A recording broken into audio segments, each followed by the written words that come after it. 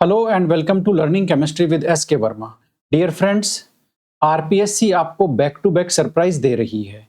लगातार वैकेंसीज भी आ रही है और इसके साथ में ही जो भर्ती प्रक्रिया के जो नियम हैं उनमें संशोधन का काम भी चल रहा है। आपने देखा किस तरह से आरपीएससी ने कल जो असिस्टेंट प्रोफेसर की भर्ती थी वो राजस्थान सरकार के नए नियमों के तहत नई भर्ती रिलीज की है, पुरानी भर्ती को विड्रॉ करके। ठीक है, इसी तरह से आरपीएससी ने सिलेबस अपग्रेडेशन का काम भी शुरू कर दिया है और इस कड़ी में सबसे पहले जो सिलेबस अपग्रेड किया जा रहा है वो है आपका आरपीएससी फर्स्ट ग्रेड यानी कि स्कूल व्याख्याता का सिलेबस। आरपीएससी ने अभी अभी आज ही शाम को यानी कि 19/9/2025 को इन्होंने क्या बोलते हैं अपग्रेड किया है, नए सिलेबस के साथ उसको पेश किया है। अब ये जैसे ये सिलेबस आया वेबसाइट पे काफी सारे मैसेज मिले कि सर अब क्या करना है क्या नहीं करना है, नए टॉपिक बहुत सारे जुड़ गए हैं या नहीं जुड़े हैं, आप जरा बताइए इसे। तो हम इस वीडियो में बेसिकली हम यही डिस्कस करने वाले हैं कि केमिस्ट्री का आरपीएससी फर्स्ट ग्रेड का जो सिलेबस है केमिस्ट्री का, उसको हम लोग कंप्लीटली रिव्यू करने वाले हैं। कंप्लीटली एक एक चीज को हम लोग देखने वाले हैं, यानी कि कौन कौन से टॉपिक नए जुड़ गए हैं उनको हम बहुत अच्छी तरह से समझने वाले हैं। क्या हट गया है, बहुत ही कम हटा है, ज्यादा जुड़ा है कम हटा है, तो जो भी हट गया उसको भी हम देखेंगे। जो नए टॉपिक जुड़े हैं, बेसिकली आपके मन में डाउट जरूर आएगा कि नए टॉपिक जुड़े हैं तो कहां से पढ़ें, क्योंकि एक स्ट्रेटेजी का वीडियो हमारा पहले से ऑलरेडी आया हुआ है, वो पुराने सिलेबस पे था, तो नया जो है टॉपिक वो कहां से जुड़े। यानी कि फ्रेंड्स, ये जो नया सिलेबस आया है आरपीएससी स्कूल लेक्चरर यानी कि फर्स्ट ग्रेड एग्जाम केमिस्ट्री का, उसका हम लोग कंप्लीटली एनालिसिस करने वाले हैं, जिसमें हम ये देखने वाले हैं कि जो नए जुड़े हैं टॉपिक वो कहां से पढ़ने हैं। ठीक है, कौन कौन से टॉपिक नए जुड़ गए हैं और हमारी अब नए पैटर्न के हिसाब से हमारी जो नई स्ट्रेटेजी है वो हमारी क्या रहनी चाहिए, ये सभी चीजें हम लोग इसमें डिस्कस करने वाले हैं। ठीक है, तो अब एक मेजर डाउट मैं आपको बता दूं, ज्यादातर लोगों के मैसेज आ रहे हैं कि सर बहुत ज्यादा जुड़ गया है, सिलेबस बहुत लंबा हो गया है। ऐसा कुछ नहीं है, मैं आपको यहां पे एकदम क्लियर कर दूं, सिलेबस में जुड़ा कम है, इन्होंने एलाबोरेट ज्यादा किया है। एलाबोरेट का मतलब पहले चीजें खुली खुली नहीं लिखी थी, अब इन्होंने खुली खुली लिख दी है, मतलब क्लियरली लिख दिया है। जैसे पहले सिलेबस में केमिकल काइनेटिक्स में हाफ लाइफ टाइम नहीं लिखा हुआ था, इन्होंने अब लिख दिया है। आरएनएस इक्वेशन नहीं लिखी थी, अब लिख दी है। तो पढ़ना है तो आपको पहले भी था, आपने पहले भी पढ़ी थी ये, अब लिखा हुआ है तो भी पढ़ना है, तो अंतर बहुत ज्यादा नहीं आया है। मैं आपको क्लियर कट बता दूं, सीनियर सेकेंडरी पोर्शन और ग्रेजुएशन वाले पोर्शन में अंतर बहुत ही कम है, बहुत ही कम है। कहीं कहीं पर अपग्रेडेशन हुआ है जिसकी हम लोग बात करने वाले हैं। ज्यादातर जो चेंज हुआ है वो पोस्ट ग्रेजुएशन वाले में हुआ है, ज्यादातर जो एडिशन हुआ है, टॉपिक नहीं जुड़े हैं, वो पोस्ट ग्रेजुएशन वाले में हुआ है। तो हम सीनियर सेकेंडरी, ग्रेजुएशन और पोस्ट ग्रेजुएशन सभी तरह के सिलेबस का कंप्लीटली एनालिसिस करेंगे। कौन सा टॉपिक कहां से पढ़ना है पूरा हम लोग समझने वाले हैं आरपीएससी स्कूल व्याख्याता यानी कि फर्स्ट ग्रेड केमिस्ट्री सब्जेक्ट का जो सिलेबस है वो। ठीक है, मैं शुरू करूं उससे पहले मैं आपको बता दूं कि ये जो स्कूल लेक्चरर भर्ती है 2025 जिसका एग्जाम 2026 में होने वाला है, ठीक है, उसका जो अभी नया वाला रिलीज सिलेबस है वो और जो पुराना सिलेबस है वो मैंने दोनों एक साथ रखा है, एक एक यूनिट का। जैसे आप यहां देखेंगे तो एटॉमिक स्ट्रक्चर यूनिट है, इसका ये जो आपको डार्क फॉन्ट में दिख रहा है ना, ब्लैक इंक से डार्क अच्छी तरह से दिखने वाला है, ये हमारा नया सिलेबस है। ठीक है, और ये जो आपको दिख रहा है ना नीचे जो हल्के फॉन्ट में है, यानी कि हल्का थोड़ा आपको नजर आ रहा होगा, लाल स्याही से लिखा हुआ, रेड फॉन्ट में लिखा हुआ है, ये हमारा ओल्ड सिलेबस है। बात आपको समझ में आ गई? ओके, तो हर यूनिट में मैंने ऐसे ही किया है, ऊपर जो डार्क आपको दिखेगा, ठीक है, ब्लैक इंक से दिखेगा, वो आपका नया सिलेबस है और नीचे ओल्ड सिलेबस है, और जहां चेंज हुआ है वो मैंने हाईलाइट भी किया है। तो इस तरह से मैं आपको कंप्लीटली एनालिसिस एक एक यूनिट का देने वाला हूं।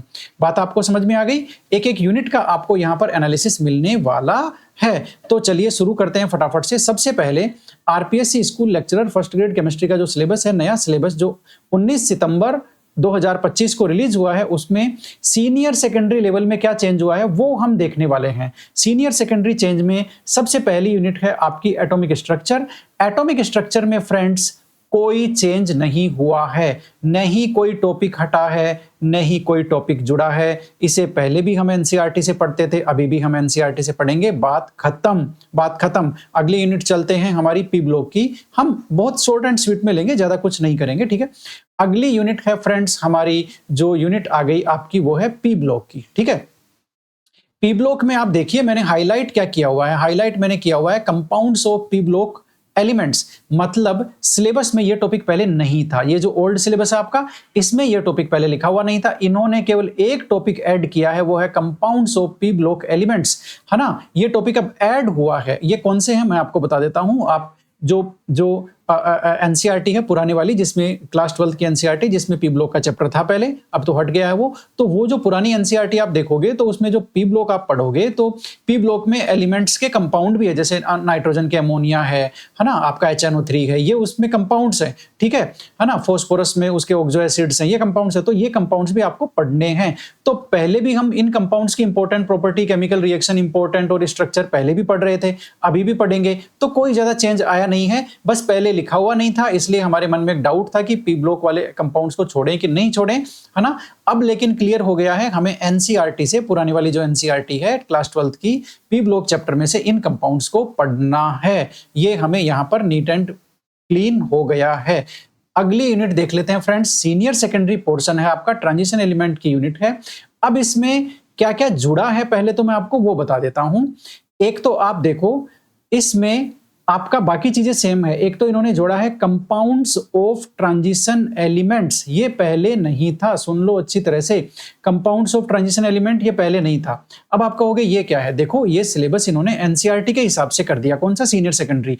तो कंपाउंड्स ऑफ ट्रांजिशन एलिमेंट में आप देखोगे क्लास 12 में डी ब्लॉक का चैप्टर उठाओगे तो उसमें एक तो मिलेगा आपको KMnO4, एक मिलेगा आपको K2Cr2O7, ये दोनों हैं वहां पर, ठीक है। तो इन दोनों को अभी तक हम छोड़ते आ रहे थे, इन पे क्वेश्चन भी नहीं आ रहे थे। क्यों? क्योंकि ये सिलेबस में मेंशन नहीं थे। लेकिन अब यहाँ पर कंपाउंड्स ऑफ ट्रांजिशन एलिमेंट यहाँ पर आ गया है, इसलिए ये दोनों भी हमें जो आपकी एनसीईआरटी है क्लास 12 की, वहां से हमें इन दोनों को पढ़ना है अच्छी तरह से।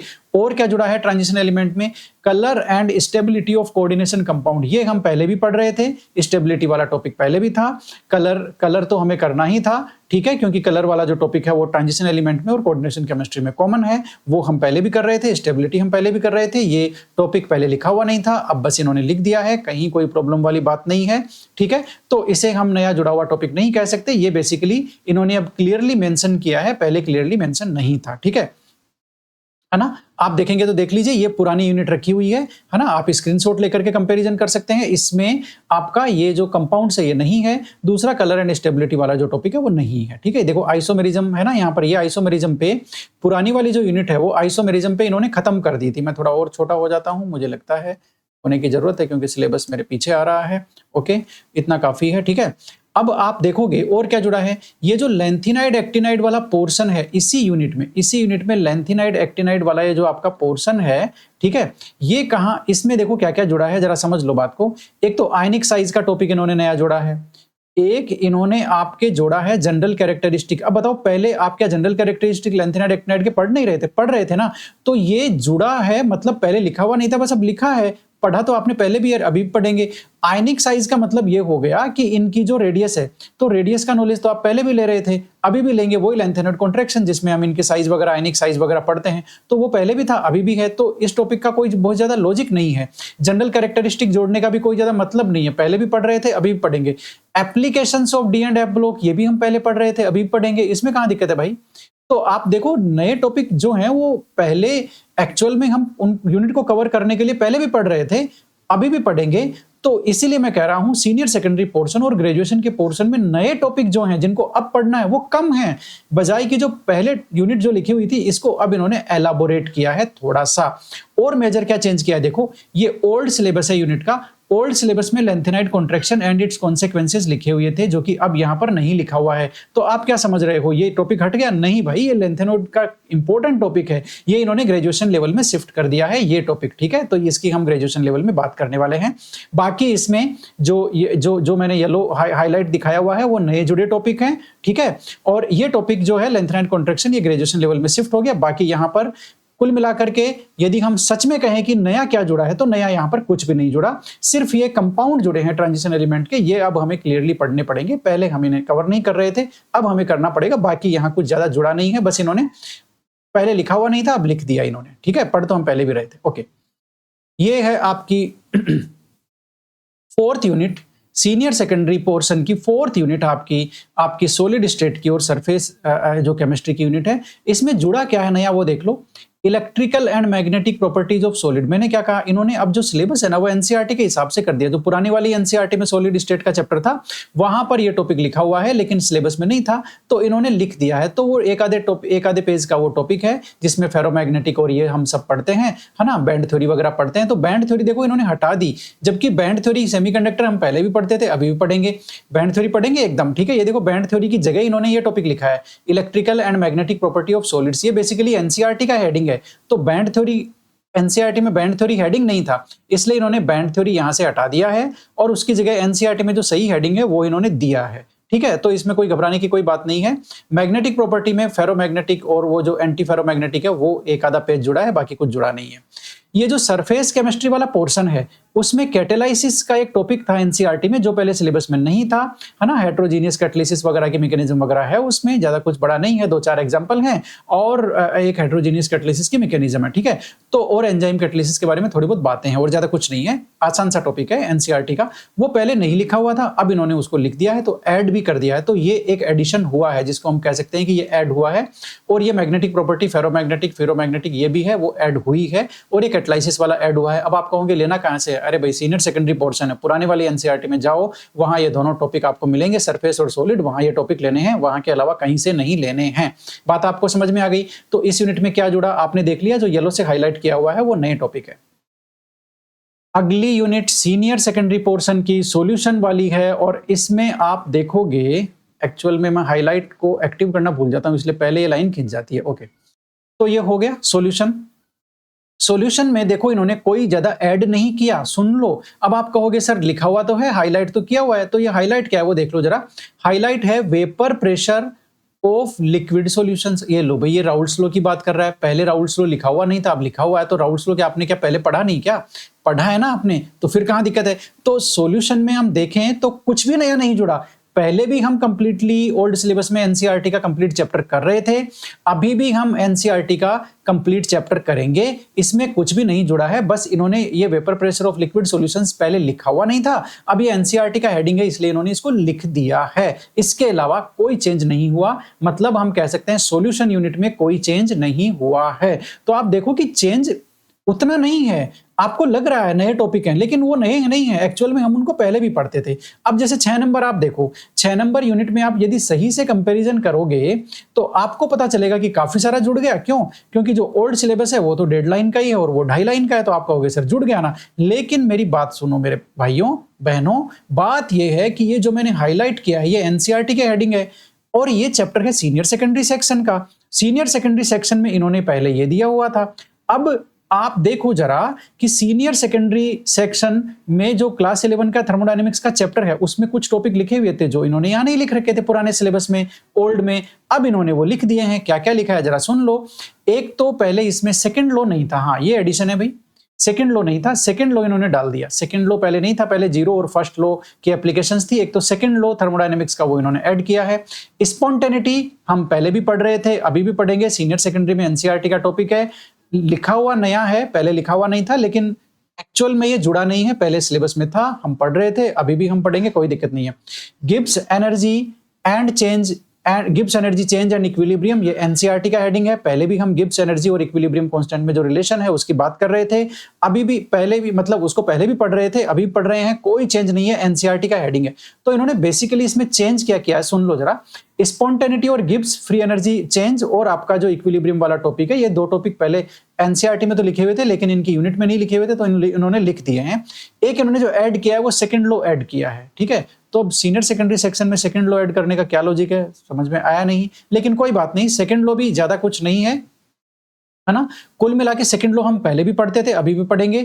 मेरा कहने का मतलब यह है कि सीनियर सेकेंडरी की थर्मोडायनेमिक्स में कोई नया टॉपिक ऐड नहीं हुआ, वही एनसीईआरटी का कंप्लीट चैप्टर हम पहले कर रहे थे, वही एनसीईआरटी का कंप्लीट चैप्टर हम अब करेंगे। तो कोई नया चेंज नहीं है, नहीं घबराने की बात है। टॉपिक इन्होंने लिखे हैं सीनियर सेकेंडरी और ग्रेजुएशन लेवल में, लेकिन वो एक्चुअल में एडिशन उनका नहीं है, ठीक है। अब अगली यूनिट आ गई आपकी कौन सी, आपका देखो फिर मैं हाईलाइट एक्टिव करना भूल गया हूं, तो ये मतलब क्या है कि आपका लाइन खिंच जाती है। आप सोच रहे हो कि सर इस टॉपिक को काट रहे हैं, भाई मेरी कहां औकात है मैं आरपीएससी के सिलेबस में से टॉपिक को काट दूं। ओके, तो अब आप देखो एल्केन, एल्कीन, एल्काइन, ये सीनियर सेकेंडरी की 7वीं यूनिट है, ठीक है।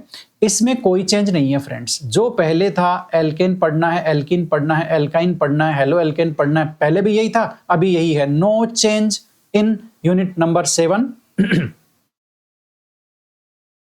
अब आ गई है सीनियर सेकेंडरी में 8वीं यूनिट अल्कोहल वाली, जिसका आपका क्या बोलते हैं, टाइटल में थोड़ा सा हाईलाइट कर देता हूं, alcohol, aldehyde, ketone, carboxylic acid and derivative, ठीक है। ये हाईलाइट है इसका।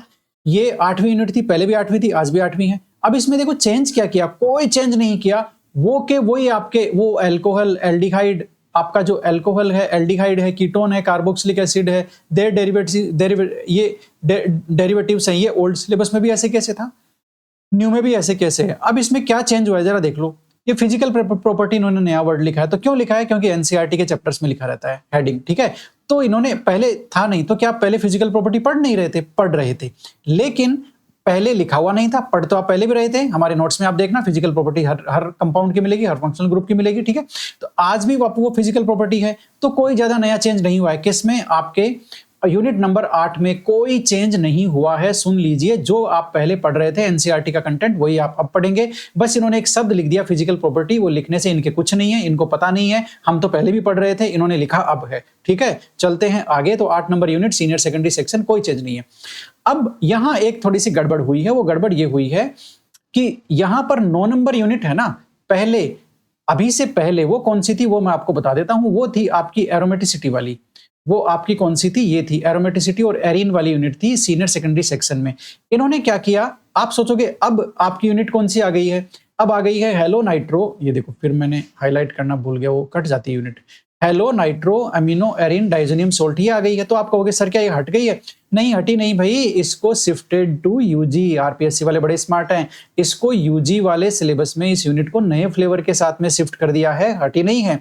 और यूजी सेक्शन में ये यूनिट पहले यूजी सेक्शन में थी, इसे अब इन्होंने सीनियर सेकेंडरी सेक्शन में डाल दिया है। Halo nitro amino arene diazonium salt को चेंज यूनिट में कुछ भी नहीं है। सुन लो अच्छी तरह से, जो पहले यूजी में यूनिट थी वो ऐसे की ऐसे इन्होंने शिफ्ट कर दी सीनियर सेकेंडरी सेक्शन में, कोई चेंज नहीं है। ये यूनिट यूजी सेक्शन में शिफ्ट कर दी नए फ्लेवर के साथ में। वो क्या फ्लेवर है उसकी यूजी सेक्शन में बात करेंगे, ठीक है। तो आपने देखा अभी तक ज्यादा चेंज कुछ नहीं है, ठीक है। अब आप देखोगे तो आपका क्या बोलते हैं, अगली यूनिट है आपकी बायोमोलिक्यूल्स की। बायोमोलिक्यूल में देखो इन्होंने स्मार्ट गेम खेला। क्या गेम खेला मैं आपको बताता हूं। ये आपका ओल्ड सिलेबस है, ये ओल्ड सिलेबस है। ओल्ड सिलेबस में पहले लिखा हुआ था elementary treatment of, elementary treatment, ये एलिमेंट्री शब्द इन्होंने हटा दिया है। मतलब एलिमेंट्री ट्रीटमेंट मतलब बेसिक लेवल का नॉलेज, इसको इन्होंने हटा दिया है। तो हमें कोई घबराने की जरूरत नहीं है। हम पहले भी इसको एनसीईआरटी से पढ़ रहे थे, अभी भी हम इसको एनसीईआरटी से पढ़ेंगे। सीनियर सेकेंडरी सेक्शन का टॉपिक है ना। इन्होंने एलिमेंट्री ट्रीटमेंट हटा दिया, तो इसका मतलब ये नहीं है कि अब कोई बहुत हाई लेवल के क्वेश्चन आएंगे। वही एनसीईआरटी बेस्ड टॉपिक पहले कर रहे थे, वही एनसीईआरटी बेस्ड यूनिट अब कर रहे हैं। तो इस यूनिट में भी कोई चेंज नहीं है। वही एनसीईआरटी से आपको पहले पढ़ना था, वही अब पढ़ना है। तो आप बिल्कुल ना घबराएं। आपने देखा सीनियर सेकेंडरी सेक्शन में, मैं अब आपको 2 सेकंड के अंदर बता देता हूं। सीनियर सेकेंडरी सेक्शन में आपको कोई यदि टॉपिक जुड़ा है तो एक तो यहां सेकंड लॉ थर्मोडायनेमिक्स में बोल सकते हैं कि भाई ये पहले नहीं था, लेकिन पढ़ तो हम पहले भी रहे थे, जुड़ा कुछ भी नहीं है।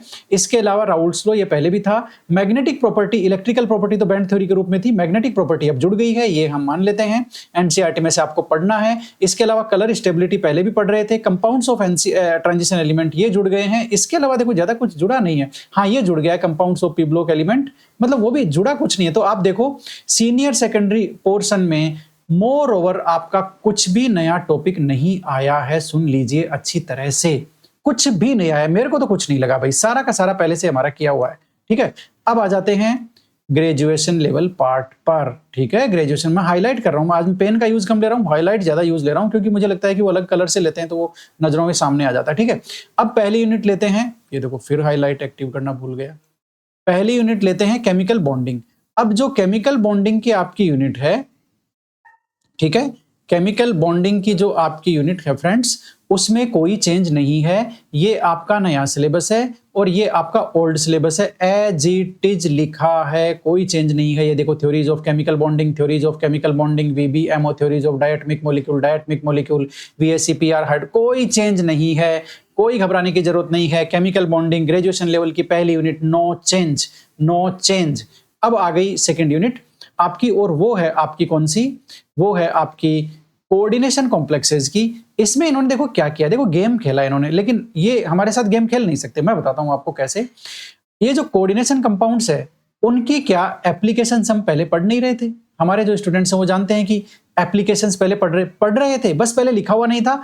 पहले सिलेबस जो था वो जॉन टेलर तक था। ये देखो ओल्ड में जो है वो जॉन टेलर लास्ट टॉपिक है, लेकिन अब लास्ट के बाद इन्होंने ऐड क्या किया है, importance and application of coordination compounds, ये इन्होंने ऐड किया। तो भाई इंपॉर्टेंस और एप्लीकेशन तो हम पहले भी पढ़ रहे थे, अभी भी पढ़ रहे हैं, अभी भी पढ़ेंगे, तो ये हम कह सकते हैं मोर ओवर इस यूनिट में भी कोई चेंज नहीं है। बस आपको पहले ये टॉपिक सिलेबस में लिखा हुआ नहीं था एप्लीकेशन वाला, अब लिखा हुआ है। तो अब आप याद रखिएगा, कोऑर्डिनेशन कंपाउंड्स की एप्लीकेशन हमें अच्छी तरह से पढ़नी है और इंपॉर्टेंस हमें अच्छी तरह से पढ़ना है। बाकी कोऑर्डिनेशन कंपाउंड की ये जो यूनिट है ग्रेजुएशन पोर्शन की सेकंड यूनिट है, इसमें कोई चेंज नहीं है, बस एक टॉपिक नया ऐड हुआ है, वो भी एक्चुअल में एडिशन नहीं है। पहले भी ये हम पढ़ रहे थे, अभी भी हम ये पढ़ेंगे, ठीक है। तो आप देख लीजिए केवल एक टॉपिक इन्होंने ऐड किया है। अब बात आती है इंपॉर्टेंट यूनिट आपकी लेंथेनाइड एक्टिनाइड वाली, ठीक है। ग्रेजुएशन पोर्शन की थर्ड यूनिट लेंथेनाइड एक्टिनाइड, ठीक है। अब इसमें आप हाइलाइटेड पोर्शन देखो जो ऐड हुआ है, वो मैं आपको बता दूं, ये ओल्ड वाला तो डेडलाइन का था, कुछ नहीं था इसके अंदर तो, ठीक है। अब इन्होंने ऐड क्या किया जरा देख लो। ऐड इन्होंने एक तो ये किया है लेंथेनाइड एक्टिनाइड कॉन्ट्रैक्शन। देखो मैंने कहा था ना, वहां से कॉन्ट्रैक्शन हटा दिया, लेंथेनाइड वहां से हटा दिया, सीनियर सेकेंडरी से लेंथेनाइड कॉन्ट्रैक्शन हटा दिया, यहां ऐड किया है। और क्या किया है, लेंथेनाइड के साथ में एक्टिनाइड कॉन्ट्रैक्शन भी ले लिया है और इसके कॉन्सेक्वेंसेस ले लिया। अब एक्टिनाइड कॉन्ट्रैक्शन के तो कोई कॉन्सेक्वेंसेस तो होते नहीं है, क्योंकि एक्टिनाइड कॉन्ट्रैक्शन कोई इंपॉर्टेंट नहीं है, तो इसमें इंपॉर्टेंट तो लेंथेनाइड कॉन्ट्रैक्शन ही है। एक्टिनाइड कॉन्ट्रैक्शन से रिलेटेड कोई एक आधा पॉइंट है, उसके अलावा कोई पॉइंट नहीं है, ठीक है। तो एक्टिनाइड कॉन्ट्रैक्शन आपको लेना कहां, आप कहोगे पढ़े कहां से, तो भाई एक्टिनाइड कॉन्ट्रैक्शन वाला टॉपिक या तो आप बीएससी की जो इनऑर्गेनिक की बुक है सेकंड ईयर की उसमें से देख लो, या आप जो पूरी शर्मा कालिया है उसमें से देख सकते हो एक्टिनॉइड कॉन्ट्रैक्शन का। इसके अलावा आपको वो मेरे ख्याल से आधे पेज का ही टॉपिक है, क्योंकि उसका इंपॉर्टेंस नहीं है ना इतना, इसलिए कम दिया हुआ है एक्टिनॉइड कॉन्ट्रैक्शन जो है वो। सेकंड ग्रेड में भी आपने देखा एक क्वेश्चन आया हुआ है एक्टिनॉइड कॉन्ट्रैक्शन से, ठीक है। ऐसे ही एक आधे क्वेश्चन और बनते हैं, इसके अलावा इसमें से कोई क्वेश्चन नहीं है, ठीक है। अब आगे चलते हैं, coordination behaviour of lanthanide actinide complexes ये पहले भी था, मैग्नेटिक स्पेक्ट्रोस्कोपी प्रॉपर्टीज ये पहले भी थी, ये देखो ये एज इट इज, ये पुराना सिलेबस है हमारा, ये पहले भी था। अब इसमें नया क्या जुड़ा है, नया ये जुड़ा है इसमें separation of lanthanide. Separation of lanthanide इन्होंने नया टॉपिक जोड़ा है फ्रेंड्स, लेंथेनाइड एक्टिनाइड की यूजी पोर्शन की यूनिट में। ये आपको पढ़ना कहाँ है, ये आपको वही बीएससी से ले लो, हिंदी मीडियम वाले और इंग्लिश मीडियम वाले पूरी शर्मा कालिया से ले लो, कहीं कोई दिक्कत नहीं है। थोड़ा बहुत ये जेडीली में भी दिया हुआ है, वहां से भी ले सकते हैं। कुल मिला के कोई भी जो इनऑर्गेनिक की बुक है सामान्य तौर पर जो आप पढ़ते हैं उसमें ये टॉपिक आपको मिल जाएगा लेंथेनाइड्स वाले चैप्टर में, वहां से हमें इसे लेना है, ठीक है। तो कहीं कोई प्रॉब्लम नहीं है, आप बीएससी की बुक में ले लो, जो लेटेस्ट बीएससी की बुक है उसमें एकदम अच्छा दिया हुआ है, कहीं कोई दिक्कत नहीं है। इंग्लिश मीडियम वाले भी बीएससी से ले सकते हैं, हिंदी मीडियम वाले भी बीएससी से ले सकते हैं, बिल्कुल परेशान नहीं होना है। कोई बहुत ज्यादा विशेष इसमें जुड़ा नहीं है, इसमें जुड़ने वाला सिर्फ एक ही टॉपिक है, सेपरेशन ऑफ लेंथेनाइड्स और एक्टिनॉइड कॉन्ट्रैक्शन। लेंथेनॉइड कॉन्ट्रैक्शन तो हमारे पहले भी था, जिसमें हमने पहले से पढ़ा है, ठीक है।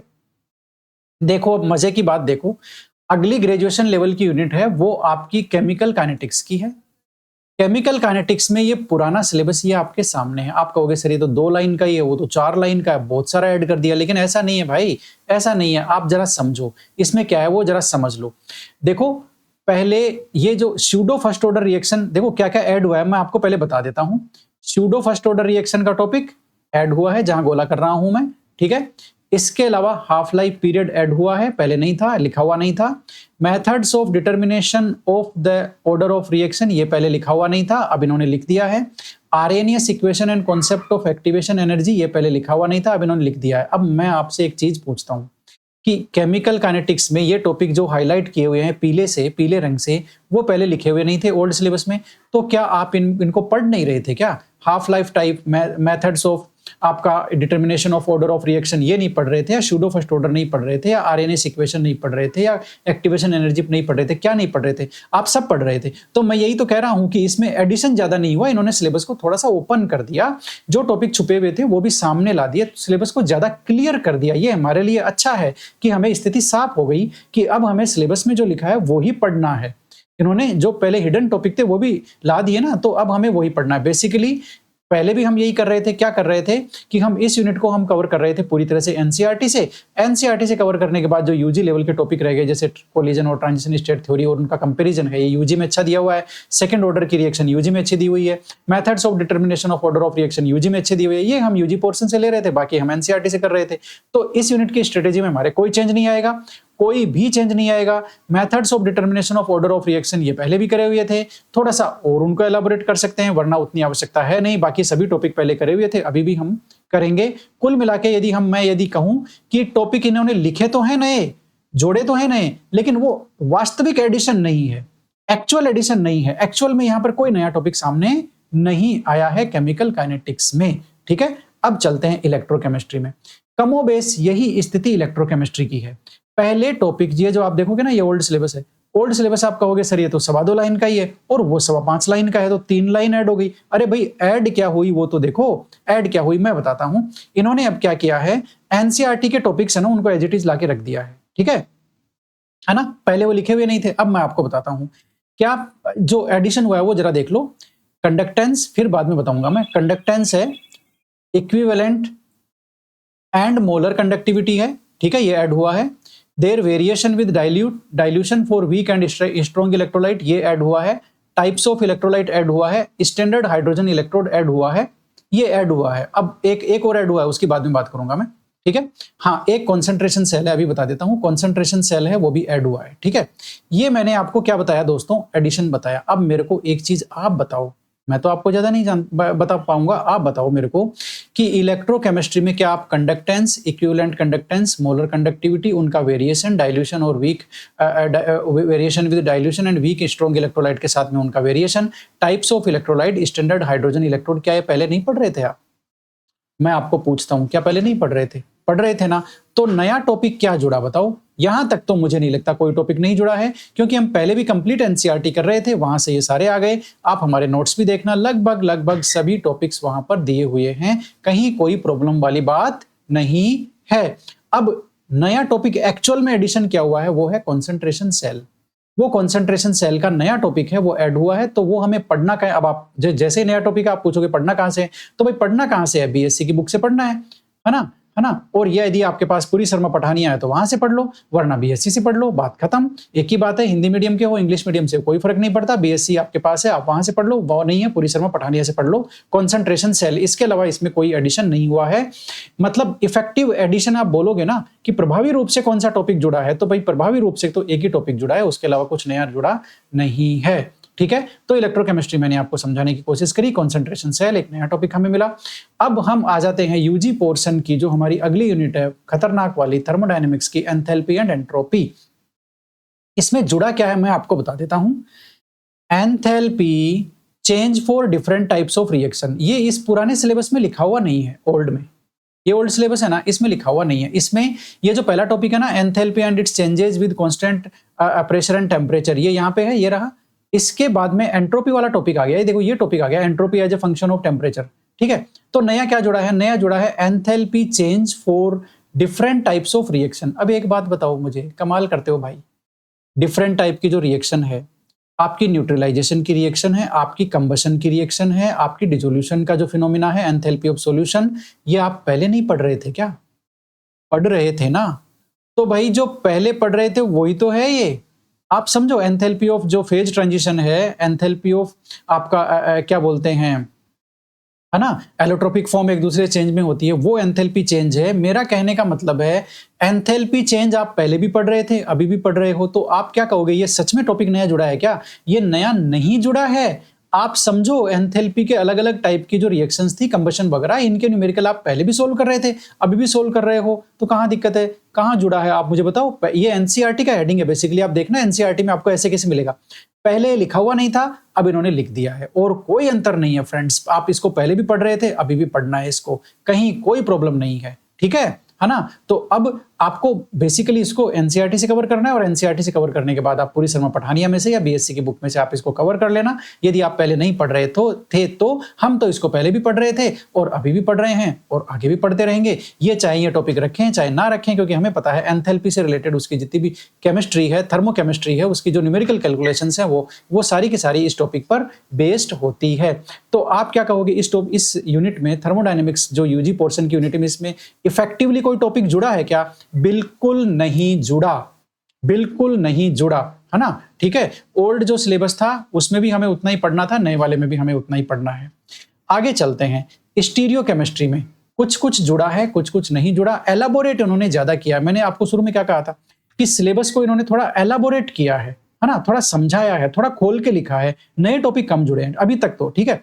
अब आप देखो ओल्ड सिलेबस आप देखोगे तो ओल्ड सिलेबस में कॉन्फॉर्मेशन है एथेन ब्यूटेन का, है ना, और आरएस नोमेनक्लेचर है, ठीक है, और इसी तरह से इजेड नोमेनक्लेचर है, ठीक है, और कॉन्फॉर्मेशन ऑफ साइक्लोहेक्सेन था। अब एक बात बताओ मुझे, जुड़ा क्या है? मैं आपको बता देता हूं, देखो इन्होंने लिखा क्या क्या है, देख लो जरा, येलो से जो हाईलाइट किया हुआ है वो जुड़ा हुआ है, ठीक है। कॉन्सेप्ट ऑफ कायरलिटी जुड़ा है, तो भाई आप पहले क्या स्टीरियो केमिस्ट्री में कायरलिटी नहीं पढ़ रहे थे? कायरलिटी क्या होती है? पढ़ रहे थे भाई, पहले भी पढ़ रहे थे। ऑप्टिकल एक्टिविटी पहले भी पढ़ रहे थे, अभी पढ़ रहे हैं। ज्योमेट्रिकल ऑप्टिकल आइसोमेरिज्म ये पहले पढ़ रहे थे, अभी पढ़ रहे हैं। एनान्शियोमेरिज्म पहले पढ़ रहे थे, डायस्टीरियोमर पहले पढ़ रहे थे, मीजो कंपाउंड पहले पढ़ रहे थे। तो फिर जुड़ा क्या है? कुछ नहीं जुड़ा। जितनी स्टीरियो केमिस्ट्री आपने पहले पढ़ी थी उतनी वापस पढ़नी है, ठीक है ना। अब जुड़ा क्या है वो जरा देख लो। आरएस नोमेनक्लेचर तो पहले भी था, अभी भी है। रिजोल्यूशन ऑफ एनान्शियोमर ये नया जुड़ा है, ये नया जुड़ा है, रिजोल्यूशन ऑफ एनान्शियोमर। तो आप एक काम करना, बीएससी की जो बुक है स्टीरियो केमिस्ट्री की वहां से ले लेना, और जगदम्बा सिंह की जो एमएससी की बुक है वहां से आप इसको ले सकते हो, या कोई ऐसी जगदम्बा सिंह की हमारी बीएससी की बुक भी आती है, वहां से आप इसको ले सकते हो, रिजोल्यूशन ऑफ एनान्शियोमर्स। तो इसमें कहीं कोई दिक्कत नहीं है, मॉरिसन बॉयड से ले सकते हो रिजोल्यूशन ऑफ एनान्शियोमर्स, वहां से आप ये टॉपिक ले सकते हो। इन्वर्जन, रिटेंशन, रेसिमाइजेशन ये हम पहले भी पढ़ रहे थे, अभी भी पढ़ेंगे। बीएससी में ये आपको आराम से मिल जाएगी, मॉरिसन बॉयड में मिल जाएगी, या जगदम्बा सिंह में मिल जाएगी। किसी भी ऑर्गेनिक की जो सामान्य बुक हो जिसमें स्टीरियो केमिस्ट्री है उसमें ये आपको टॉपिक मिल जाएंगे। बहुत डीप में जाके इनको पढ़ना नहीं है, जितना बीएससी में दिया हुआ है बस उसके हिसाब से थोड़ा थोड़ा पढ़ना है। बात आपको समझ में आई? तो इसमें आपको कहां से पढ़ना है ये कोई ज्यादा मैटर नहीं है, क्योंकि हर ऑर्गेनिक केमिस्ट्री की किताब में स्टीरियो केमिस्ट्री का चैप्टर मिलता है, वहां से आप इसको कवर कर लेते हो। ये टॉपिक ये स्पेशल टॉपिक नहीं है, सामान्य टॉपिक है, किसी भी बुक से आप कवर कर लो, मॉरिसन बॉयड से कर लो, जगदम्बा सिंह से कर लो, बीएससी की किताबों से कर लो, कहीं से भी कर लो, और भी बहुत सारी किताबें हैं, कहीं से भी कर सकते हो, ठीक है। अब जो नया क्या जुड़ा है वो जरा देख लो, मतलब ये इन्होंने जोड़ा है।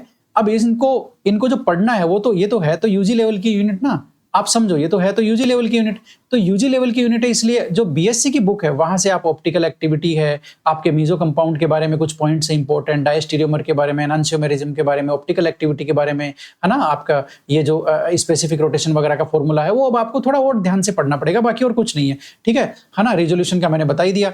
अब जो सच में नया जुड़ा है वो ये है कि पहले जो था कॉन्फॉर्मेशन एनालिसिस केवल साइक्लोहेक्सेन का था। ये देखो पुराने सिलेबस में केवल साइक्लोहेक्सेन का लिखा हुआ था, जिसको मैं आपको हाईलाइट करके बताता हूं। ये देखो पुराने सिलेबस में, ये पुराना सिलेबस है भाई, कहीं आप इन दोनों को जोड़ के पढ़ने लग जाओ, ठीक है। तो पुराना सिलेबस है ये, इसमें देखो कॉन्फॉर्मेशन ऑफ साइक्लोहेक्सेन, ठीक है, ये पहले केवल साइक्लोहेक्सेन था। अब इन्होंने साथ में क्या कर दिया, अब देखो पेन कहां चल रहा है मेरे सिर के ऊपर, साइक्लोहेक्सेन एंड इट्स डेरिवेटिव भी कर दिए, एंड इट्स डेरिवेटिव। तो अब एक बात बताओ, डेरिवेटिव का मतलब methyl cyclohexane 1,2 dimethyl, 1,3 dimethyl, 1,4 dimethyl. क्या आप ये पहले नहीं कर रहे थे? अरे कर रहे थे भाई, हमने तो खूब किया इनको, बहुत अच्छी तरह से किया है, पहले भी किया है, अब भी कर रहे हैं। तो इसमें ऐड क्या हुआ है मुझे तो यही समझ में नहीं आया। कुछ कुछ टॉपिक ऐड हुए हैं जो आपको ध्यान से पढ़ने पड़ेंगे, जैसे ऑप्टिकल एक्टिविटी, आपका रिजोल्यूशन ऑफ एनान्शियोमर्स, मीजो कंपाउंड्स, इनकी प्रॉपर्टीज अब आपको थोड़ी ध्यान से पढ़नी पड़ेगी। इन्वर्जन के कुछ एग्जांपल, रिटेंशन और रेसिमाइजेशन, है ना, ये हम पहले भी पढ़ रहे थे, अभी पढ़ रहे हैं, बाद में पढ़ेंगे। तो कोई नया इफेक्टिव ऐसा कोई चेंज नहीं आया है स्टीरियो केमिस्ट्री के सिलेबस में। जो यूनिट हमने पहले डिजाइन करी हुई थी मोर ओवर वो अभी भी है, ठीक है। तो मैंने आपको हाईलाइट करके बता दिया है कि इसमें क्या ऐड हुआ है, और वो प्रभावी एडिशन है कि नहीं है, यह भी मैंने आपको बता दिया। अब भाई 8 नंबर की यूनिट, 8 नंबर की यूनिट आपके लिए खुशखबरी लेके आएगी, क्योंकि ये पहली ऐसी यूनिट है जिसमें से कोई टॉपिक हटा है, ठीक है। ओके, तो देख लेते हैं। ये जो रिएक्शन इंटरमीडिएट वाला टॉपिक है ये ओल्ड सिलेबस से ऐसे की ऐसे है, कहीं कोई दिक्कत नहीं है। नेम रिएक्शन के पहले ओल्ड सिलेबस में एक यूनिट लिखी हुई थी, ये देखो, ये आपका ओल्ड सिलेबस है, ठीक है। नेम रिएक्शन में ये यूनिट लिखी हुई थी, ये टॉपिक लिखा हुआ था क्या, न्यूक्लियोफिलिक एडिशन रिएक्शन, ये टॉपिक लिखा हुआ था जिसको हम मतलब कवर कर रहे थे। एक बात बताओ, नए सिलेबस में इन्होंने वो हटा दिया, ये देखो अब मैकेनिज्म ऑफ एल्डोल है सीधा ही, ठीक है, ये मैकेनिज्म ऑफ एल्डोल पहले इसके बाद में था न्यूक्लियोफिलिक एडिशन के, अब सीधा ही नेम रिएक्शन में मैकेनिज्म ऑफ एल्डोल है। ठीक है, अब मेरे को एक बात बताओ, ये जो इन्होंने हटाया है न्यूक्लियोफिलिक एडिशन, पहले भी यहाँ ये बेकार सा ही था, क्यों? क्योंकि यहाँ इसको कौन पढ़ता था भाई? न्यूक्लियोफिलिक एडिशन तो आप कार्बोनिल कंपाउंड में पढ़ोगे, वहां पढ़ते भी हो, वहां इसको आप अवॉइड भी नहीं कर सकते, तो पहले यहाँ क्यों लिखा हुआ था? मुझे तो यही समझ में नहीं आया। तो यहाँ इन्होंने सही किया है, ये टॉपिक यहाँ किसी काम का नहीं था, न्यूक्लियोफिलिक एडिशन रिएक्शन, इन्होंने इसको हटा करके बहुत अच्छा काम किया है। इसकी जगह कार्बोनिल कंपाउंड में है, वहां हम पहले भी पढ़ रहे थे, अभी पढ़ेंगे, बाद में पढ़ेंगे, पहले पढ़ रहे थे, ऑलरेडी पढ़ रहे थे, आरपीएससी लिखे चाहे नहीं लिखे, न्यूक्लियोफिलिक एडिशन रिएक्शन जहां कार्बोनिल फंक्शनल ग्रुप आ गया वहां आपको पढ़ना ही पढ़ना है, बात खत्म। तो इस यूनिट में क्या जुड़ा है? कुछ नहीं जुड़ा। हटा क्या है? कुछ नहीं हटा, जितना पहले था उतना ही अब है। ठीक है,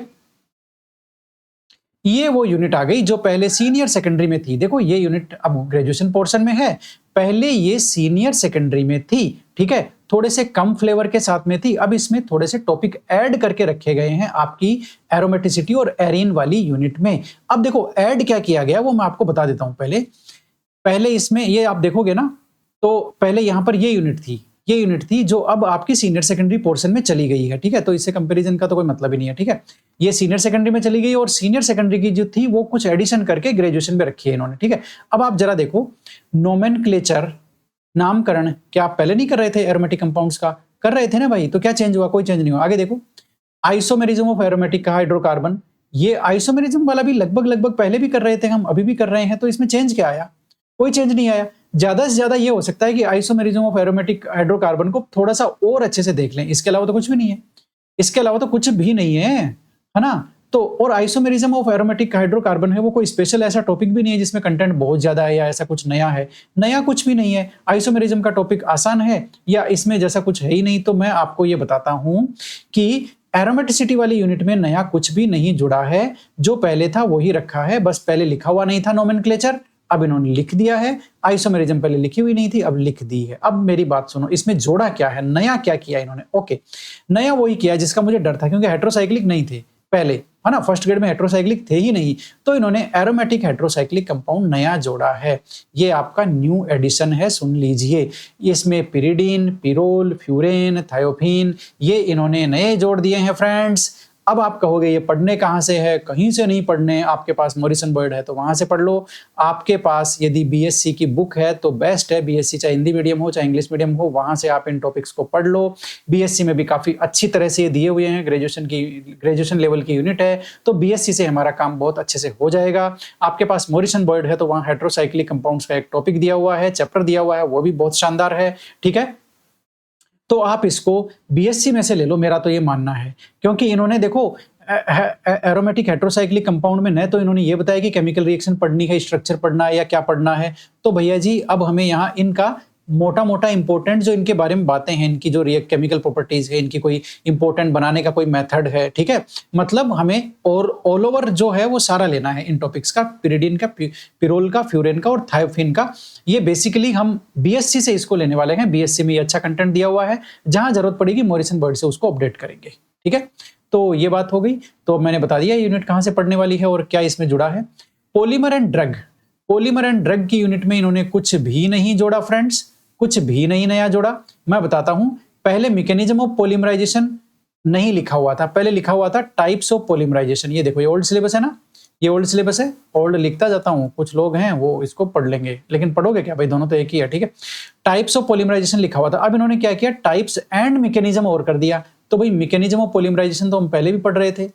अरे भाई कैसे नहीं पढ़ा, हमने पढ़ा है ना, addition polymerisation, condensation polymerisation, coordination polymerisation, chain mechanism, और ये सारा हमने पढ़ा है ना। तो मैकेनिज्म ऑफ पॉलीमराइजेशन तो हम पहले भी पढ़ रहे थे, अभी पढ़ रहे थे। जुड़ा क्या है? कुछ भी नहीं जुड़ा, हमारे नोट्स में भी है, ये सारा सब कुछ है।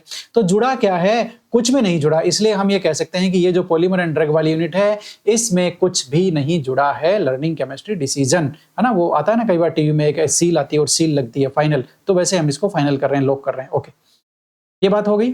तो ये ग्रेजुएशन का पोर्शन खत्म हो गया, सीनियर सेकेंडरी का भी खत्म हो गया। तो मैं आपको एक चीज बता दूं कि आरपीएससी ने जो जोड़ा है वो ज्यादातर पोस्ट ग्रेजुएशन लेवल के पोर्शन में जोड़ा है।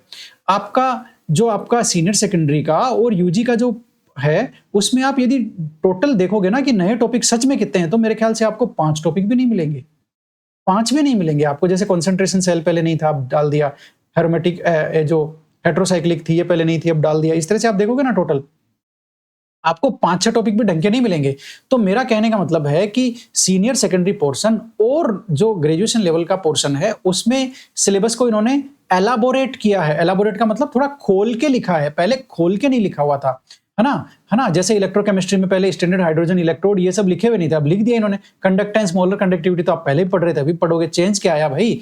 तो मेरा कहने का मतलब ये है कि सीनियर सेकेंडरी पोर्शन और ग्रेजुएशन लेवल पोर्शन में कोई प्रभावी चेंज नहीं है। मुश्किल से 8 या 7 टॉपिक नए जुड़े हैं जो मैंने आपके सामने बताए हैं, बाकी मोटा तौर पर यूनिट वही है, टॉपिक वही है, नए फ्लेवर के साथ पेश हुए हैं। जो एडिशन हुआ है उनको आप थोड़ा सा ध्यान से देख लेना, जो प्रभावी एडिशन है, जो पूरी तरह से नया टॉपिक है, वो आप देख लेना। अब हम बहुत खतरनाक वाला जो है वो शुरू करने वाले हैं, और वो है आपका पोस्ट ग्रेजुएशन का पोर्शन। ठीक है, तो पोस्ट ग्रेजुएशन के पोर्शन में जो टॉपिक हैं वो थोड़े ज्यादा जुड़े हैं। तो वो कौन कौन से टॉपिक हैं जो जुड़े हैं वो मैं आपके सामने यहाँ पर रखने वाला हूँ। ठीक है, तो आप जरा देखते जाइए। अब हम शुरू करते हैं पोस्ट ग्रेजुएशन वाला जो पोर्शन है वो। ओके, तो पोस्ट ग्रेजुएशन में अब आप देख लीजिए, जरा खतरनाक गेम इन्होंने कर दिया है। अब आप फर्स्ट ग्रेड का पोस्ट ग्रेजुएशन पोर्शन तैयार करेंगे, मतलब आप आग से खेलने वाले हैं, क्योंकि इन्होंने उसको एकदम जबरदस्त लेवल का कर दिया है। ठीक है, तो अब इन्होंने किया क्या है वो जरा सुनते चले जाओ। पार्ट 3, ये देखो, फिर मैं क्या बोलते हैं, हाँ, पार्ट 3 पोस्ट ग्रेजुएशन लेवल का जो है सिलेबस, वो हम दोस्तों एनालिसिस करने वाले हैं। जरा ध्यान से सुनना, दिल की धड़कनों को थाम लेना। ठीक है, पहली यूनिट आपकी एमओटी की है। पुराने सिलेबस में क्या था? पुराने सिलेबस में एमओटी पॉलीएटॉमिक मॉलिक्यूल की सिर्फ एक ही टॉपिक था, MO theory of polyatomic molecule, AX2, AX3 और AX4, यही था। ये आपका ओल्ड सिलेबस है। नया देखो, हाईलाइट किया हुआ कितना सारा है, क्या क्या जोड़ दिया, जरा देखो, मैं आपको बताता हूं ध्यान से।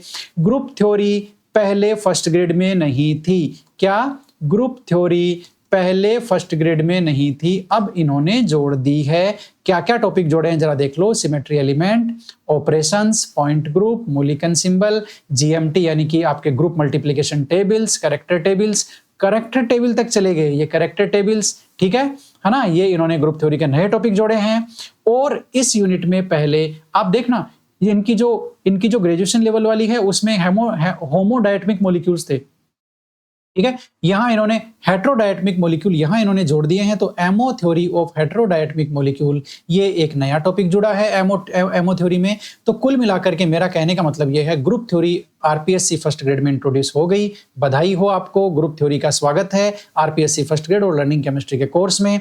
अब इसमें टॉपिक जरा देख लो आप लोग, ये आपके सामान्य टॉपिक हैं। इसके अलावा हेट्रोन्यूक्लियर डायटमिक मॉलिक्यूल की एमओ थ्योरी तो हम पहले भी कर रहे थे, अभी भी करेंगे, इसमें ज्यादा कुछ मगजमारी वाली बात नहीं है, वो हम पहले भी कर रहे थे, अभी भी करेंगे, नो टेंशन। बस ग्रुप थ्योरी नया जुड़ा है, उसको हमें करना होगा। ठीक है, अगली यूनिट मैंने कहा था ना, पोस्ट ग्रेजुएशन का पोर्शन अब इन्होंने आग से खेलने वाला काम कर दिया है। आपका ऑर्गेनोमेटेलिक में आप देख लीजिए, ऑर्गेनोमेटेलिक में, फिर मैं ये हाईलाइट एक्टिव करना भूल गया। ऑर्गेनोमेटेलिक में आप देखेंगे तो आपको पता चलेगा कि पुराना जो सिलेबस था वो आपका ये रहा, ये आपका पुराना सिलेबस है। थोड़ा सा इसको ध्यान से देख लीजिए, ये मैं जो गोला बना रहा हूं ये पुराना सिलेबस है। उसमें केवल लिथियम, मैग्नीशियम, टिन और Fe के ऑर्गेनोमेटेलिक कंपाउंड थे, स्ट्रक्चर, बॉन्डिंग और एप्लीकेशन थी। लेकिन अब क्या आ गया है, सुन लो जरा ध्यान से। ओके, यस, अब आप देखो, लिथियम, मैग्नीशियम, टिन और Fe ये ऐसे कैसे रखे गए हैं, है ना? आपने देखा होगा मेरी जबान कैसे अटक गई अब, है ना? वो मैं ऐसे ही बोल रहा था जानबूझ करके। ठीक है, आपका ध्यान अट्रैक्ट करने के लिए। आगे आप देखो, नया क्या जुड़ा है, कॉपर और जिंक नया जुड़ गया है। इनके साथ में तो पहले 4 मेटल हमारी जान खा रहे थे, अब 2 और खाएंगे, कोई बात नहीं, ये हमारी जान नहीं खाएंगे, हम इनकी जान खाने वाले हैं, कॉपर और जिंक की। अब आप कहोगे सर पढ़ना कहाँ से है इनको? भाई कहीं से नहीं पढ़ना, बीएससी में पढ़े हैं ये, है ना? बीएससी में पढ़े हैं ये, वहां से आप इनको पढ़ लो जाकर के। बीएससी की ऑर्गेनिक केमिस्ट्री है 3rd ईयर की, वहां से आप इनको ले लो, वो जो आप वहां से पढ़ोगे वो सफिशियंट है। आगे चलो, जुड़ा क्या है, मेटल कार्बोनिल पहले लिखा हुआ नहीं था, लेकिन हमने तो पहले पढ़ा था, हमने इसको कहां छोड़ा था? मेटल कार्बोनिल, उसकी स्ट्रक्चर, उसकी बॉन्डिंग, ये हमने कहां छोड़ी थी? हमने तो नहीं छोड़ी थी भाई। ठीक है, केजेज एंड क्लस्टर कंपाउंड, ये एक नया जुड़ा है। केजेज और क्लस्टर कंपाउंड का टॉपिक थोड़ा सा नया है। Organometallic reagent in catalysis, catalysis में ऑर्गेनोमेटेलिक रिएजेंट हैं वो काम आ रहे हैं, वो नया जुड़ा है। Organometallic reagent in organic synthesis, ये नया जुड़ा है। अब आप कहोगे पढ़ना कहाँ से, तो भाई पढ़ना कहाँ से, सुन लो जरा।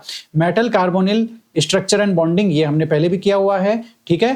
केजेस क्लस्टर, केजेस एंड क्लस्टर कंपाउंड, ये सारा आप कहाँ से पढ़ सकते हो मैं बताता हूँ आपको। पूरी शर्मा कालिया की बुक है, उसको ले लो, वहां से आप ये केजेस क्लस्टर ये सारा पढ़ सकते हो। यदि आपके पास मीजलर एंड टार है इनऑर्गेनिक केमिस्ट्री की, वहां से भी आप केजेस एंड क्लस्टर कंपाउंड पढ़ सकते हो। इनऑर्गेनिक केमिस्ट्री की आप कोई भी स्पेशल बुक लोगे जो केवल डेडिकेटेड है इनऑर्गेनिक केमिस्ट्री को, इंग्लिश मीडियम की होगी, तो उसमें आपको ये सामान्य टॉपिक मिल जाएंगे, ठीक है। तो ये बात हो गई इतनी, यहां से आप पढ़ सकते हो।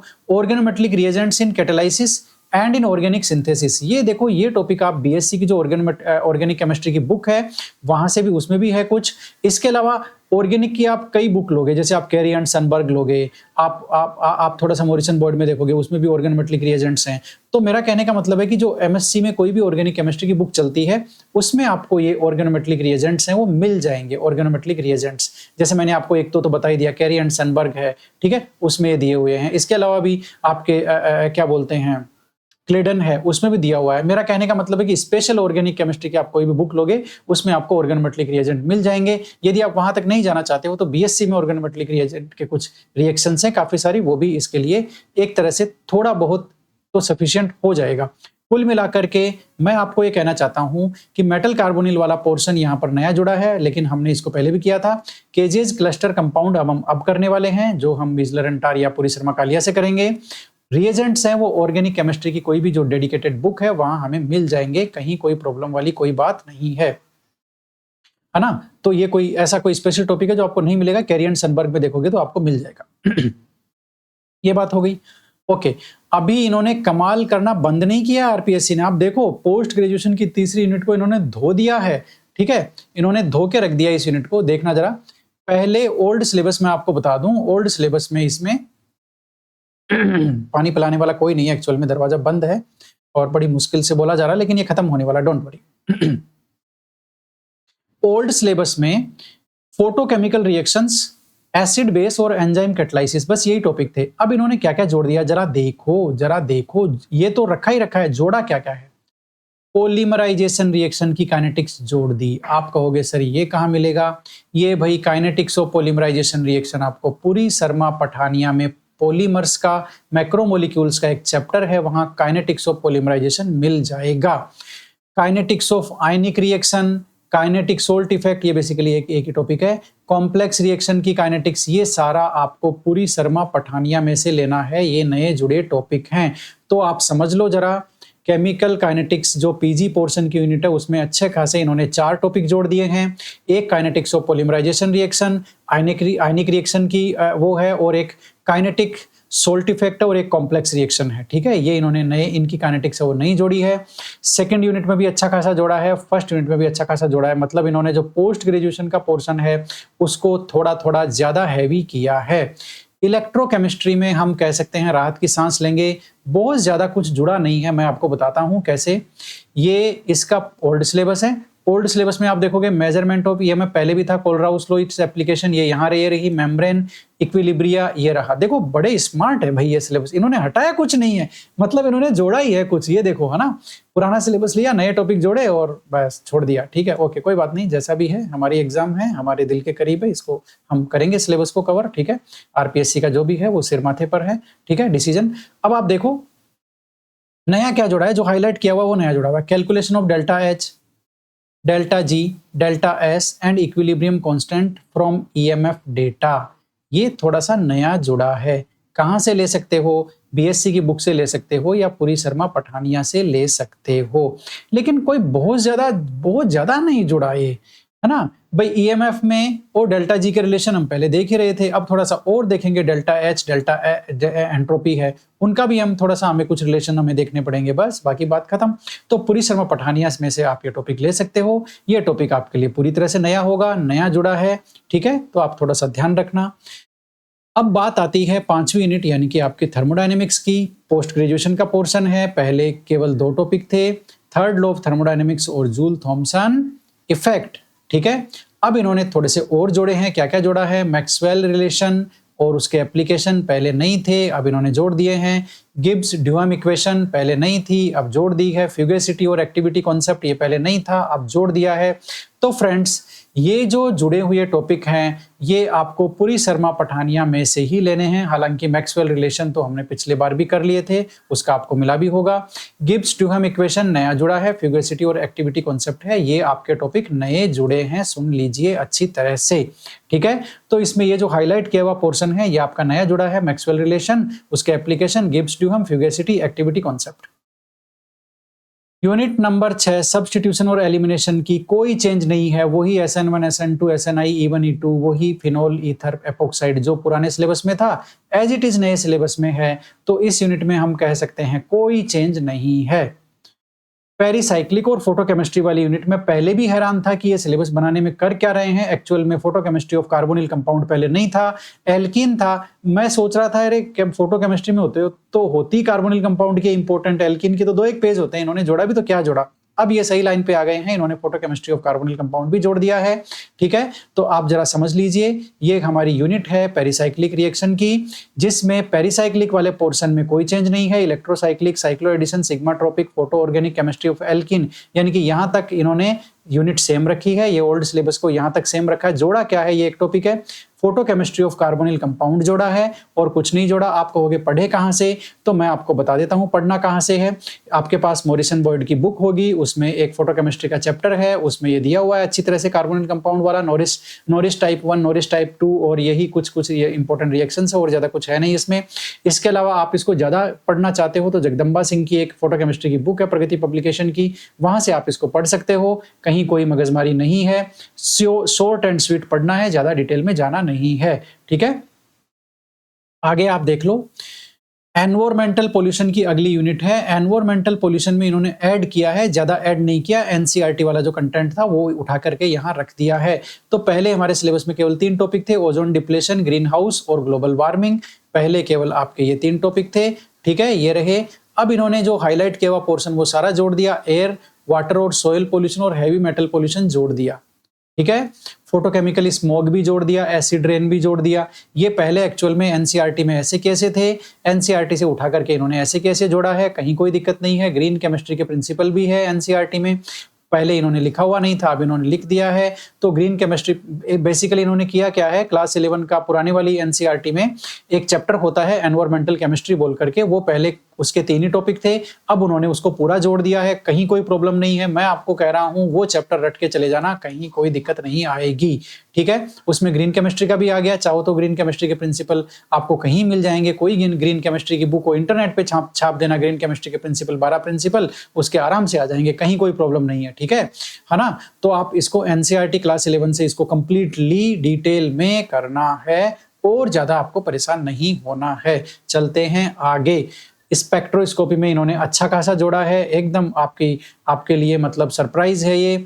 एलिमेंट्री आइडिया ऑफ, पहले जो स्पेक्ट्रोस्कोपी में आपका IR, UV और NMR केवल 3 ही था और इनका एलिमेंट्री आइडिया था, यानी कि इनका भी प्रारंभिक नॉलेज था। ये हमारा पुराना सिलेबस है, नए सिलेबस में आप देखोगे तो इतना तो इन्होंने रखा ही रखा है। रमन जोड़ दी, ESR है ना, इलेक्ट्रॉन स्पिन रेजोनेंस स्पेक्ट्रोस्कोपी जोड़ दी, मास स्पेक्ट्रोमेट्री जोड़ दी, स्ट्रक्चर इलुसिडेशन ऑफ ऑर्गेनिक कंपाउंड ये जोड़ दिया। अब आप कहोगे या पढ़ना कहां से, तो देखो भाई स्ट्रक्चर इलुसिडेशन में तो ज्यादा कुछ है नहीं, ये स्ट्रक्चर इलुसिडेशन है, ये हम पढ़ने वाले हैं YR शर्मा से, ठीक है, या YR शर्मा या LDS यादव की जो बुक आती है उससे आप ले सकते हो। कोई भी ऑर्गेनिक केमिस्ट्री स्पेक्ट्रोस्कोपी का यदि चैप्टर है तो आप structure of elucidation of organic compound वहां से पढ़ सकते हो। रमन और ESR और मास आपको YR से पढ़नी है, कहीं कोई दिक्कत नहीं है। रमन और ESR आप PSP से ले लेना, कहीं कोई दिक्कत नहीं है। ये दोनों स्पेक्ट्रोस्कोपी आप पूरी शर्मा पठानिया से ले सकते हो, कहीं कोई प्रॉब्लम नहीं है, वहीं से लेना है, सुन लो अच्छी तरह से, ठीक है। तो ये मैंने आपको बता दिया है, ठीक है। अब आगे क्या है और भी जरा देख लो। ये आपका पार्ट 4 है पेडागोजी का, teaching learning material, use of computer वगैरह। इसमें मुझे ज्यादा कुछ नहीं है कि पहले क्या था, आप इसको पुराने वाले सिलेबस से मैच कर लेना, ठीक है। अब बात कर लेते हैं लास्ट में ये जो नियम रहते हैं उनकी। तो यहाँ पर भी आपका कोई चेंज नहीं है, वही 300 नंबर का केमिस्ट्री का पेपर होना था, अभी भी 300 का ही होगा, ठीक है। और आपका 3 घंटे का एग्जाम होना था पहले, अभी भी होगा, 150 क्वेश्चन पहले भी थे, अभी भी होंगे, नेगेटिव मार्किंग 1/3 वाली जो जिसमें रॉन्ग आंसर के लिए वो पहले भी थी, अभी भी होंगे, और पहले भी ये लिखा हुआ नहीं था कि कौन से पोर्शन के कितने क्वेश्चन आएंगे, अभी भी लिखा हुआ नहीं है, मतलब इस पोर्शन में उन्होंने कोई चेंज नहीं किया। अब मैं फाइनली चीजों को कंक्लूड कर देता हूं। पहली बात मैं आपको ये बताना चाहता हूं कि आप सोचोगे मैं फिर अटक गया, मैं अटका नहीं, मैं जानबूझ के बोल रहा हूं ताकि आप कान अपने खोल लो, मैं जो बोल रहा हूं वो सुनने के लिए, ठीक है। अब पिछला जो पेपर लगा था आरपीएससी फर्स्ट ग्रेड का, उससे क्लियर हो गया था कि आरपीएससी फर्स्ट ग्रेड में सिलेक्शन होने के लिए 2 विनर है, एक है आपका पोस्ट ग्रेजुएशन का पोर्शन और एक है आपका फर्स्ट पेपर, ठीक है। वापस कहानी वहीं पर निकल करके आई है, इन्होंने जो पीजी पोर्शन है उसमें इन्होंने थोड़ा ज्यादा ऐड किया है ना, अच्छे नए टॉपिक इंट्रोड्यूस किए हैं, तो वापस स्टोरी वही हो गई कि जो आपका पीजी वाला पोर्शन है वो आपकी जो कहानी है उसको सक्सेसफुल बनाएगा, ठीक है। सीनियर सेकेंडरी और यूजी के पोर्शन में इन्होंने इफेक्टिवली बहुत ही कम टॉपिक ऐड किए हैं, मुश्किल से कोई 8-10 टॉपिक ऐड होंगे, नए टॉपिक जो सीनियर सेकेंडरी और यूजी में ऐड किया है, बस वो जो टॉपिक है वो नए फ्लेवर के साथ में पेश किया है। तो सीनियर सेकेंडरी का पोर्शन पहले इंपॉर्टेंट था, अब और ज्यादा इंपॉर्टेंट हो गया है क्योंकि उसमें नए टॉपिक आ गए हैं। अब मैं आपको बताता हूं कहानी क्या होने वाली है। बेसिकली आपको अब पढ़ाई करने के टाइम पे सीनियर सेकेंडरी वाला जो पोर्शन है उस पर ज्यादा ध्यान देना है।